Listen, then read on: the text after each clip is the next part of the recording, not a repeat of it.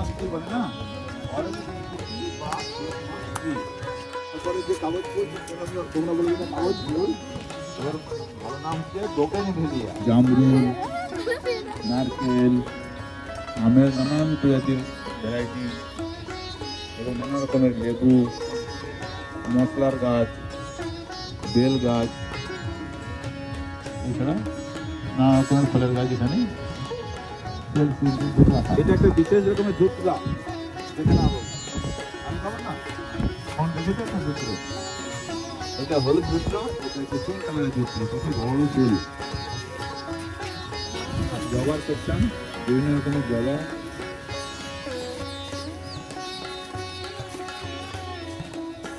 এখানে একটা রজনীগন্ধার গাছ, এই সাধারণত রঙের পাতাগুলো হয়েছে, এগুলো বিভিন্ন রকমের ডিজাইন করে ঘোরানো হয়।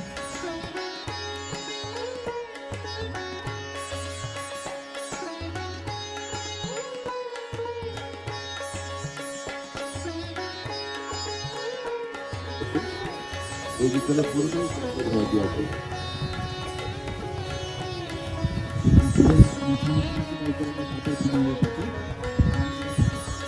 প্রত্যেকটা অংশ নিতে হবে।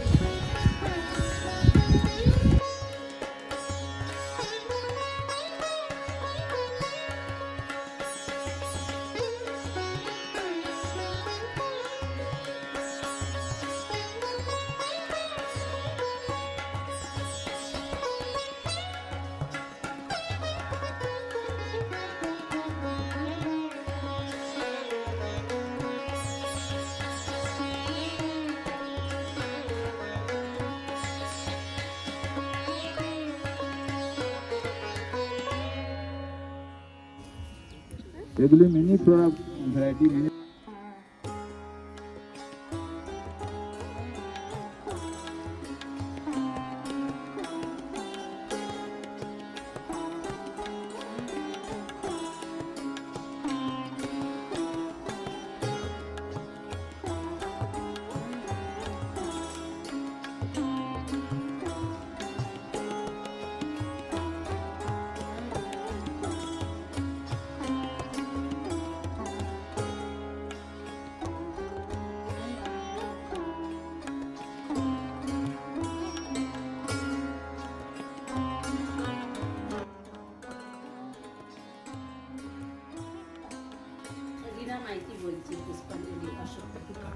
পুষ্পাঞ্জলি নার্সারি অশোক। আমি আমার জীবনের ঘটনা বলছি তোমাদেরকে। আমি যখন ছোটবেলা পড়াশোনা করতাম, আমাদের দেশের বাড়ি ছিল জন্ম মানে পাঁশকুড়াতে, সেখানে খুব গাঁদা ফুলের চাষ হতো। এবার সেখানে কি করলাম, আমার কাকু কাকিমারা পাড়ার সবাই গাঁদা ফুলের চাষ করতো। আমি ছোটবেলায় স্কুলে যেতাম, যখন টিউশনে যেতাম, সেই স্কুল থেকে এসে যখন কাকু কাকিমাদের কাছে মালা গাঁথতে যেতাম, কেউ আমাকে পয়সা দিত না। সবাই বলতো, না তুমি বড় লোকের মেয়ে, তোমার পয়সা দেবো না, তোমার পয়সা কি হবে। আমি ভাবতাম যে ছোট আমাকে যদি পয়সা দেয়, আমি তাহলে ছোট ছোট ভাই বোনদেরকে চকলেট কিনে দিতাম বা ওদেরকে কোনো কাজে দিতাম, কিন্তু দিত না। তখন একদিন বাবাকে বললাম, বাবা আমি ফুল চাষ করবো, গাঁদা ফুলের চাষ। বলছে, তোরা পড়াশোনা করছিস, কি করে করবি? আমি আমার ভাই ছিল আমার থেকে 4 বছরের ছোট। এবার ভাই আমরা বললাম যে আমরা মালা গান কেটে দেবো, গাছ লাগাবো, সার বীজটা তুমি দিয়ে দিবে। এবার সকালবেলা স্কুলে যেতাম, টিউশনে যেতাম, টিউশনি করে এসে স্কুল যেতাম, এসে বিকেলে মালা, ঠাকুমা আমার ঠাকুমা ছিল, ফুল তুলতাম, ঠাকুমা আমি ভাই তিনজনে মিলে ফুল তুলে মালা গেঁথে পড়তে বসতাম। সেই মালা এবার কি করতো, আমাদের বাড়িতে আমাদের 20টা মালা এক ফুল এনে বাড়িতে মালা গেঁথে রেখে দিতাম। সেই মালা বাড়ি থেকেই এসে নিয়ে চলে যেত, আমাদেরকে পয়সা কম দিত, কিন্তু বাড়ি থেকে এসে নিয়ে চলে যেত। তার উপর আমরা গ্রাফটিং করব, সেটাকে স্টক বলি, আর যেটা গ্রাফটিং করব সেটা হচ্ছে সিয়ন।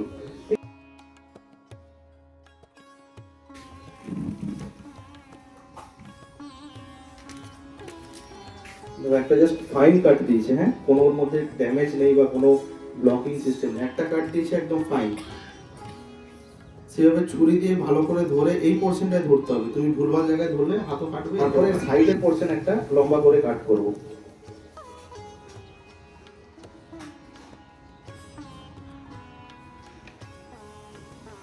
দেখো 90% আর 10%, আমি কিন্তু 50-50 নেইনি। যেহেতু 50-50 নিলে এর হার্ড পোর্শনটা অনেক বেশি, মাঝখানে ক্যাম্বিয়াম টিস্যু ভালো কম্বিনেশন হয় না, ওই জন্য সাইড পোর্শনটা যেহেতু সফট থাকে ওতে ক্যাম্বিয়াম টিস্যু অনেক ভালো কানেকশন হয়, ওই জন্য আমরা 90% রাখছি আর 10% কেটে আলাদা করে ওর মধ্যে ওটাকে জোর করছি। এইটাকেও ওই সেম ভাবে কেটে একটা ভি শেপ টাইপের ক্রিয়েট করেছি, এখানে যেমন একটা শেপ হয়েছে সেমনি এখানেও একটা এরকম ভি শেপ ক্রিয়েট করেছি, এর মধ্যে এটাকে ইনসার্ট করে আমরা টেপ দিয়ে বেঁধে দেবো। এর মধ্যে না কোনো হরমোন না কোনো কিছু কেমিক্যাল কিছু ইউজ করি না আমরা। পলিথিনটা যেটা ইউজ করি না এটা একটু স্ট্রেচেবল পলিথিন হতে হবে, হ্যাঁ, নাহলে লাস্টিং করবে না, এটা স্ট্রেচ হচ্ছে। অনেক পলিথিন আছে টানলে ছিঁড়ে যাবে, কিন্তু সেই পলিথিনে কাজ হবে না, স্ট্রেচেবল পলিথিন হলে ওটাতে লাস্টিং অনেক দিন করবে।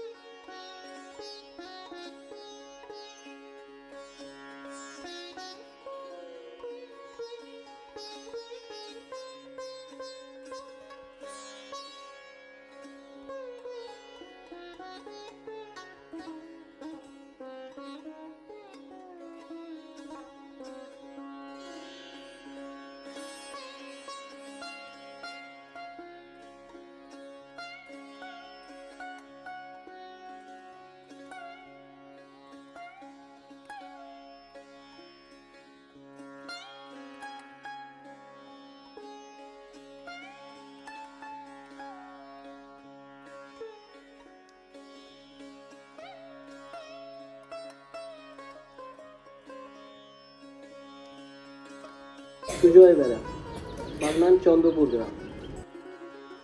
এখানে যাওয়া, বিদ্যা ঠিক ঠিক অর্জন করা, বিদ্যা কাকে বলে তার গোড়ায় ঢোকা। মানে স্বামীজি বলেছেন একজন চাষি সন্তান একজন আদর্শ চাষি হবে, এটাই ভারতবর্ষের মুখ তুলবে। ঠিক সেই আদর্শের উপরেই এদেরকে এখানে নিয়ে আসার জন্য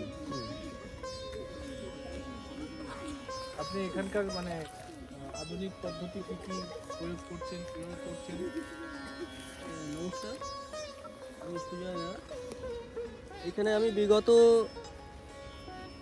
প্রায় 30 বছর ধরে আমি চাষবাসের সঙ্গে যুক্ত। এই low cost poly set, micro irrigation, sprinkler irrigation, drip irrigation, এই সমস্ত ধরনের ইরিগেশানের প্রযুক্তির মাধ্যমে আজকে গাছের ফলনের মাত্রা আমার বিগত দিনের থেকে গুণগত মানও বেড়েছে এবং ফলনের মাত্রাও বেড়েছে, গাছের আয়ুকালও বেড়েছে। বিষমুক্ত চাষ কীভাবে আমরা করতে পারবো সেই প্রযুক্তির পথেই আমরা এগোচ্ছি আস্তে আস্তে, কেমিক্যাল মুক্ত করার উদ্দেশ্যে। ফার্টিলাইজার ম্যানেজমেন্ট শিখতে হবে, ওয়াটার ম্যানেজমেন্ট শিখতে হবে, তারকে মাইক্রোবায়োলজিক্যাল ম্যানেজমেন্ট শিখতে হবে। এখানে ফার্টিলাইজার ম্যানেজমেন্ট করা হয়, এখানে আমরা ওয়াটার সলিউবল ফার্টিলাইজার এগুলো দিয়ে থাকি। এটা হচ্ছে 13-0-0-34 আর ওটা দাও, এটা হচ্ছে ম্যাক্স সাল্ফ। এই যে জল যাচ্ছে, জলের সাথে সাথে এগুলোকে আমরা গুলিয়ে দিই, এখানে জল দিয়ে গুলিয়ে দেওয়া হয়। গুলিয়ে দেওয়ার পরে এখানে কী হয়, এটা হচ্ছে ভেঞ্চুরি, এটা হচ্ছে ভেঞ্চুরি। এই ভেঞ্চুরির মাধ্যম দিয়ে সেকশন হয়ে এটা চলে যাবে।